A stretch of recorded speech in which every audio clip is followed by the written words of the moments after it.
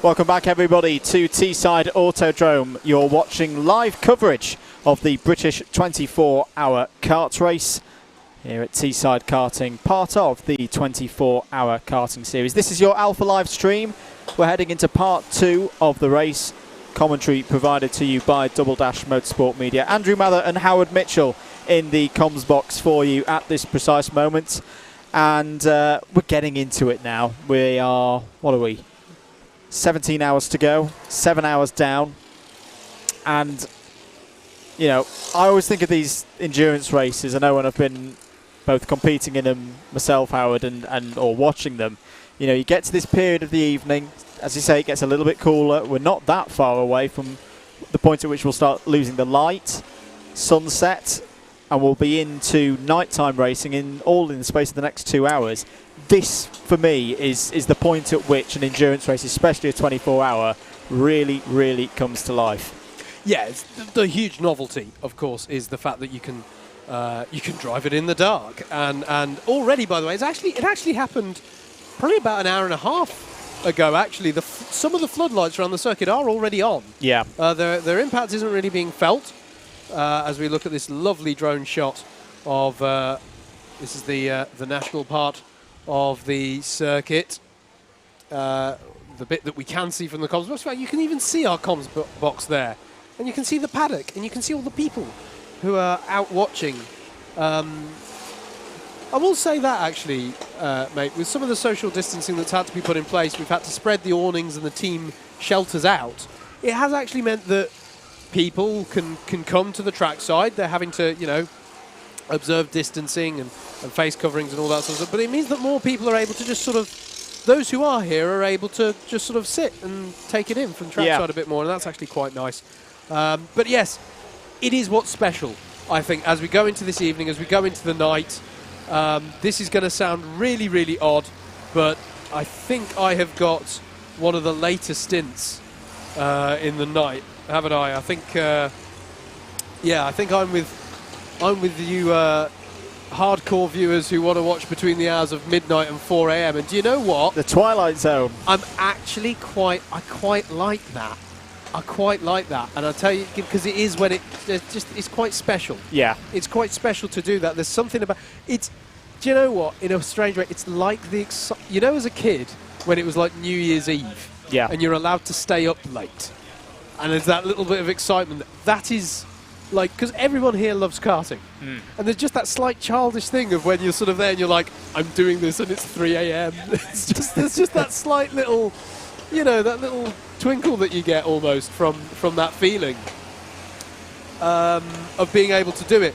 But it comes with its own set of challenges, right? Said these already, you know, spotting the apex reliably, not getting involved. It's so easy to start pacing yourself off of the cart in front because there's more darkness around, so you start pacing your cart off in front. Well, if that cart goes over one of the curbs at the slaloms and launches itself, you better hope that you don't do that in sympathy as well.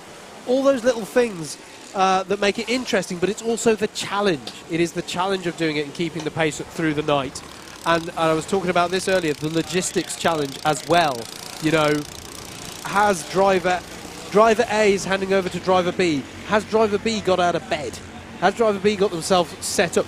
Only allowed 2 helpers, of course, for each team under these conditions, just to add to that logistics challenge. You haven't got as many runners who can go and prod to driver B.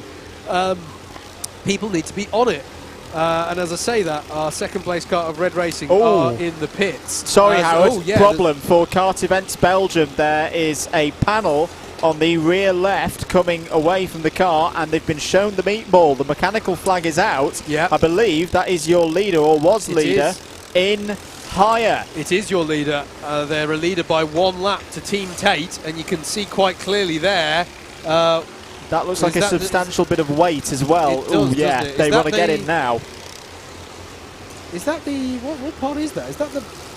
That's the top cowling of the engine, I think. Yeah, it's not anything to do with That's remarkable that it's even held on. Yeah. But it's Nassans is in. So yeah, what does this do? Not good at all for our leaders. As I say, winners at Le Mans. So the ones to watch are Team Tate. They are just 1 lap down, and I have to say, mate, that that piece hanging off did not look to me like the quickest of fixes. No. Bits dangling off your engine are not good signs. Hello to Chris McCarthy. Hello, mate. Hope you're doing well. Very busy at the moment, is Mr. McCarthy, so it's great to have him on here. Great coverage as ever from Alpha Live and Double Dash Motorsport Media. Hello to Jamie Henderson as well. Loving the coverage, guys. Hoping to see the modernised teams make some progress over the next few hours. I did just... I said that. I was... modernised racing entered the pits a couple of minutes ago, and I think they're still there, unfortunately. Yeah, the number 6 is one who have had a few issues. We've seen a few offs over the last few hours. It's been a slightly calmer time of it for the last couple of hours, but they did have a few issues earlier on. The one that's still interesting me, mate, and I still don't know what happened to them, modernised karting, as opposed to modernised racing, and the number 24 have dropped down behind that number 6, and that's a surprise. They must have had an issue, as there's an off there. This is on the exit of the hill section. This is coming onto the back straight. This is an area where if you go offline to the left, there's all sorts of dirt. Who's not come through Sector 1? Is that that might be the 006, you know? Because they're still showing us in the pits, though. Oh, but will they do so until they cross the first beacon? Start finish of Sector 1 into Sector 2? It is the right sort of colour for that number 6 modernised karting effort. Rob Chalmers, I think, is spot on. Exhaust, I think it was loose. Full course yellow. Full course yellow is out once again here at Teesside. So, will anybody take a punt on going for some fuel? Who's near the pit stop window? Team Tate are close to to a pit stop window. They've been out there for 1 hour and 19. This could be a big moment, you know, in higher. It could. It really could. Kart Events Belgium have been the dominant force in this throughout practically the entire race. And they're in the pit lane. Does Team Tate go for it? Again, as I stress, not everybody can capitalise on this. If the fuel bowsers are full up, then you've got to sit there and wait. So that is something to bear in mind. PGS Racing from second place in the Pro subclass. They're in, Andrew. Yep. They were well within a fuel window anyway, a 1 hour 25 that they've been out there, which for our owner karts, as everyone tries to sort themselves out. Kart Events Belgium back out on circuit, so it was a fairly quick repair job there for the 2019 Le Mans winners. MS Soco Select have pitted from second place. The number 43 has gone into the pit lane. So we'll wait to see how they fare. Drivers have got to be careful here because, in fact, there's a few of them, and Sam Spinell included, at the front of the field, telling the driver right at the front of this group, come on, get on with it. We can go a little bit quicker than this, even though we're under full course yellow. I think it might be the 29 at the front. I just want to allay any fears, mate. It's not the number 6 of Modern Night. Oh, okay, that's good news. Not for them. Who do we think it is? Oh, hang on, let me have a... Oh, it might be CMC Racing. Might be the number 40. That's possible. This is a team who have already had some issues, if it is them, but I'm just looking, they have not come through the first sector, and they have had some issues, so we'll look to see if it's the 40 kart. Oh, I think I can see a 4 there. I think you might be right, mate. So that's a real shame for those guys. Yeah, and this is one of those teams who their paddock, their awning in the paddock is a long way back, so they'll have to be recovered a long way. G3 Pro have gone for an under FCY pit stop. Joe Holmes, I can see on our little camera, is in and is handing over to a driver that I will try and identify in a moment. There is the most relaxed way to go around Teesside Autodrome during this race. But unfortunately it's also the way that tends to cause your heart to sink a little bit, because it's not how anybody wants to return to the pits. I think it might be Rodri Parry going in. I've just my goodness, I've just seen a driver in the G3 Pro team that I was racing against this morning. At least to beat him in the race up here. They were so friendly. The G3 Pro guys this morning were really friendly. They said, do you want to pop into the awning for a bit, have a chat? Yeah. And I was, as I say, they were the first people I spoke to and said, Andrew's mad, he's doing this. They went, oh, yeah. Yeah, Barry's doing the same. Yeah. Yes. That's literally their response. Yeah, Barry beat him in qualifying this morning. Think Team 22 CTR, they've pitted under FCY, so they may have benefited. And now A66-2, NRG Global Power, they're all in the pits. This is the other thing that you can see, that we get an FCY, and everyone wonders, oh, let's pit, but let's not pit on the first time through, let's pit on the second time through, because less people will have done it, but it's still a risk. And what I'm interested to see, granted at the moment our little pit CCTV camera is looking at the driver change area, but I wonder if anyone's been held up from going to the fuel bowsers. We would expect to go green quite soon as the number 29 peels into the pits. That being... And we're back to green. I was going to say, we should be going back to green pretty quickly, and so we are. The 43, Dave Robertson, has just passed our comms box. I'm just wondering here, mate, where are the two leaders in relation to each other on track? The 111, I've not seen them come around yet, but then there's many karts coming past our commentary box window. They might have gained, if they've got on the right split, they might have gained a bit of time here over Red Racing. I'm waiting to see how it is the first time they come around after green flag. At the moment the gap is showing as a lap, but we'll have to wait and see if timing works itself out there. How do their lap times look in comparison for the last few? So obviously they'll be their pit stop lap, but apart from that, what else happened for them? So there's Red Racing, decent stop time. 2:02, then 2:50, 1:15, 1:29, 1:31, 1:26. They might actually have gone the other way here, because MSJSR did a 1:35 last time around. 1:33, 1:25. Yeah. Ooh, okay. Actually, it might have gone. It might have gone in the advantage of Red Racing there. Yeah, let's see. At the moment, on your timing towers on the left, then it says that there's a lap between our top two, but we're not so convinced. Someone's big off. A big wide moment coming out of Rib Bend there for one of the karts, and if Rib Bend didn't batter their ribs enough, that certainly will have been a scary moment there for... I wonder if that was... Is that the driver there checking for damage? Is that the 169? That looked like a scary moment there, kicking up a lot of dust. But have we had confirmation of the gap? Yes, we do, and it's a lap. It's a lap between first and second. I just had another watch there. I think there was a little bit of airborne, actually. He just understeered wide, and it is the thing through Rib Bend. Again, I was talking to the G3 Pro guys earlier, first time for them here. If you hook it up right on the inside and you get on the curb, there is a lane. There's a lane through there where you don't hurt the ribs too much. But if you get out wide, even just by one car width, you start to get into some real trouble, especially as the arms get more tired. The body is what fails you through that corner, not the kart. It is, although I do want to voice something else. As the tyres get tired as well, you can get less turning. Yeah. Maybe a bit early to be talking about that, but it is worth mentioning. Right, so as far as we can tell, this has had a dramatic effect on the lead gap. Yep. MSJSR have benefited hugely from that full course yellow period, and they now lead by a lap over Red Racing, who in turn have about a minute or so over MS Soco Select. It's just gone up to a lap on timing, but I think we've got to wait for MS Soco Select to go across the line again. The other quite key thing at this stage of the race as well, Howard, is those two karts are slightly off schedule. So 1 hour 16 since MSJSR last pitted. So we'd expect them to be in the next 10 minutes or so. But as it stands right here, right now, with 16 hours 45 minutes to go, both of them have pitted 5 times. So that's going to be intriguing to see. You know, I know you said earlier in the commentary, it's very, very early in the race to start, back calculating the fuel. But I can guarantee you they will be. The top teams will be at this stage of the race. Somebody somewhere has a spreadsheet open or some such, working this stuff out.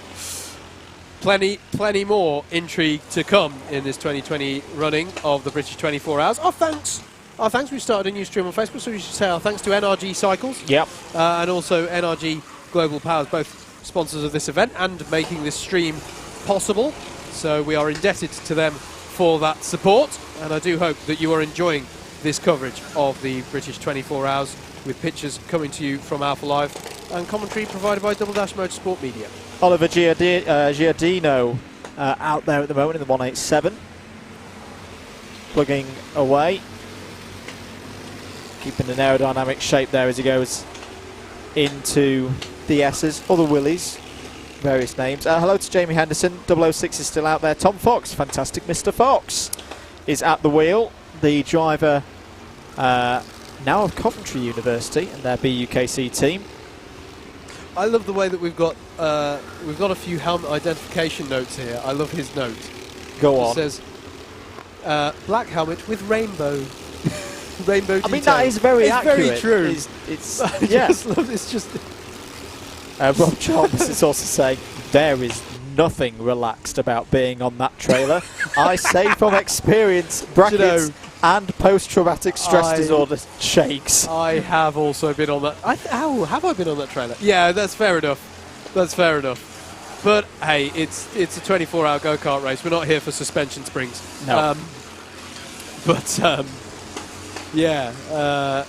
Just it's to usually reflect, bad news, isn't it? It is usually bad news to be on that trailer. Obviously, it wasn't the cause of the full course yellow, but we saw Kart Events Belgium in the pit lane for what we suspect was an exhaust cowl coming off the kart. And as I just see Sam Lovelace pass through our shot for the number 36. Where's that stuck, Kart Events Belgium, then, after their meatball? After their meatball, they are in third. Oh, okay. And they are just 16 seconds. Oh, well, this is interesting because we said that Team Tate would take the lead, but they Pitted. I think they tried to pit under the FCY, or they've pitted recently. Yep. Because it's now Lockwell Hill Karting, who have been in the mix pretty much throughout the race, it has to be said. They're in the lead, but by 40 seconds only from Team Tate, who in turn are 16 seconds ahead of Kart Events Belgium. Eco Racing are just 21 seconds back, fourth in class, and then it's only 5.5 seconds back to a team who have been at the sharp end of higher karts throughout as well. Team ETL, that's Team Exceeding Track Limits. So I should be part of that team. I'm glad you came out with that, Bird. But I got a penalty this morning. No, you could go and apply for the number 82. They got black flag for excessive track limit abuse at the I didn't go that far. At the D chicane. Numerous track limit abuse. That was the ZBR kart. That was a few hours ago. But yeah, I'm a little bit worried about the TT Sport kart, by the way, mate. I think they've been in the pits now for quite a while. That's one of our clubman runners. Yeah. It's just about to drop off the bottom of your timing tower on the left-hand side. I'm not quite sure where they are in relation to the Triple Eight of Blue Dog, but maybe keep an eye on that.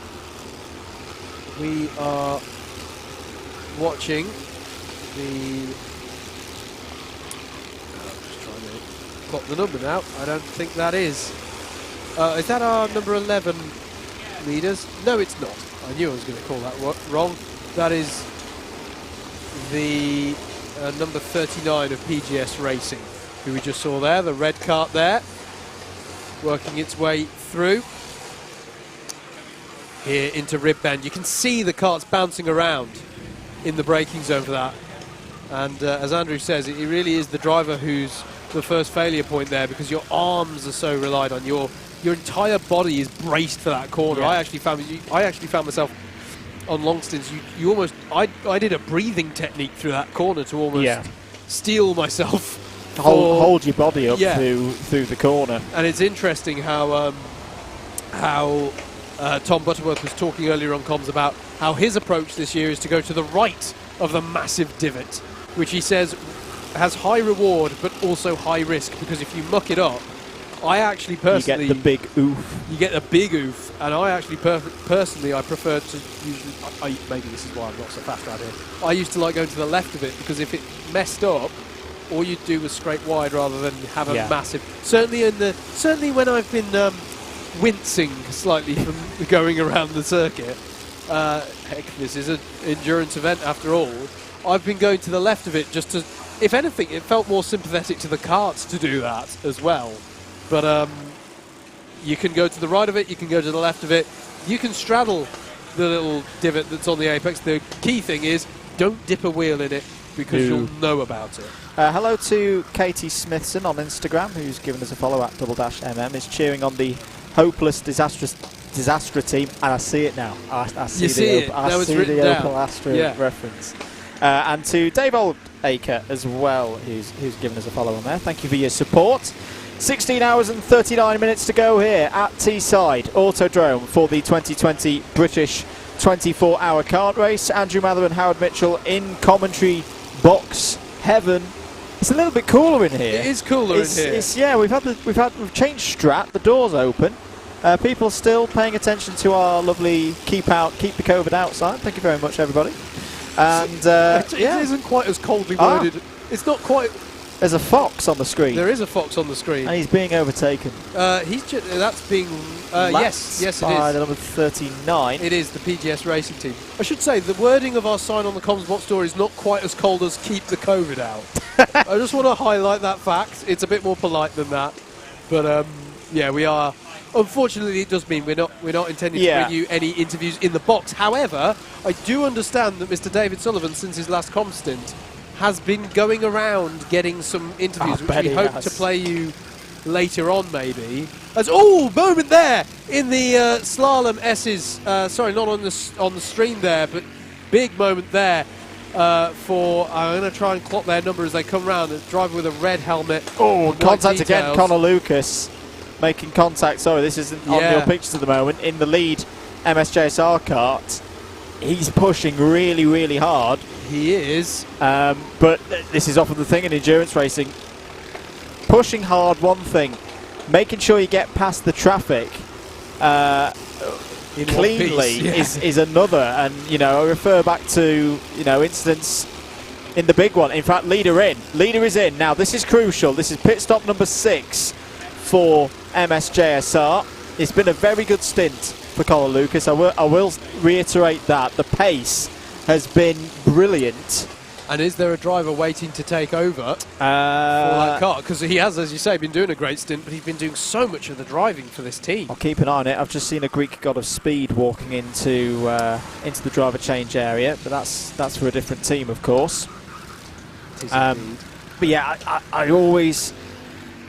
It's the bit that kind of makes you take a breath in when a leader is pushing that hard. I think back to incidents like Alan McNish's airplane crash at Le Mans in, get me this right, 2011? Yes. That was caused as a result. And yes, there has been a driver change. So Conor Lucas out. Apologies, I couldn't quite make out which driver it was getting in. But when you're pushing that hard and you're that on the limit, all it takes is for one slight bold move or a back marker to be in slightly the wrong position or not expect you being on the scene, and it can have quite big results. I just want to follow up on the moment that I commented on in the slaloms. It was the number 42 of the BUKC rejects who took to the grass. And that was... They would do that. Was that Mr. Sears then? I'm just going to look it up, actually. I'm just going to double check it was who I thought it was. There was a moment with the Team Carter kart, the number 7. They were side by side in the middle. Just as I looked up, I saw 2 karts side by side in the middle of the slalom and went, this won't end well. And it didn't. It didn't end well. Hello to Shidenator. Apologies if I've pronounced that wrong. What is the difference between yellow numbers and red numbers? I assume that's on the left-hand side of your screen.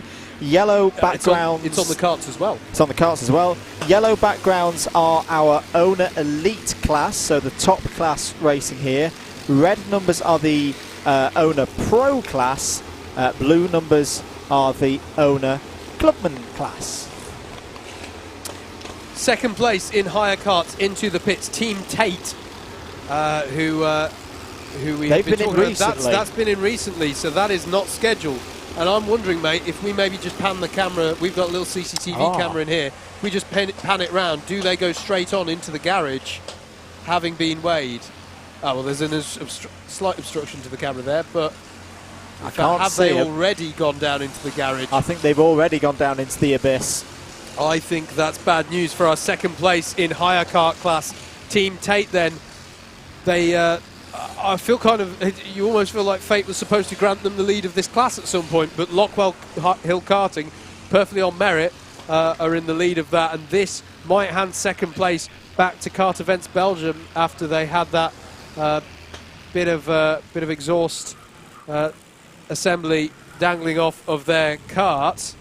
So what's this going to do? And is it going to, as well, give an opportunity for Eco Racing in that 987 to get themselves up into the top 3 as well? Hello to Delboy, who asks, who are the MSJSR? And that's 2 karts going rather slowly up the hill, or was that just a slow-mo for a moment? Who's driving the MSJSR kart? 5 driver lineup for them this year. Connor Lucas, as we've just been mentioning, has been out there for the last ages. stint. Jack Grinsell, Mick McDonald, Luke Archer and Sam Tugwell is their team for this year, and there's a lot of action going on here right outside our comms box window. Sorry, I reacted then because there were karts going very robustly side by side next to each other as they came over start finish. Yeah, it's this lot here. We've got some interesting field bunching up, and it's been a while since we had any full course yellow or something to close it up. But look at this. It's almost like there was a really short one there that we somehow missed. Yeah. Oh, and there's a driver. There's a problem here for the number 7 kart.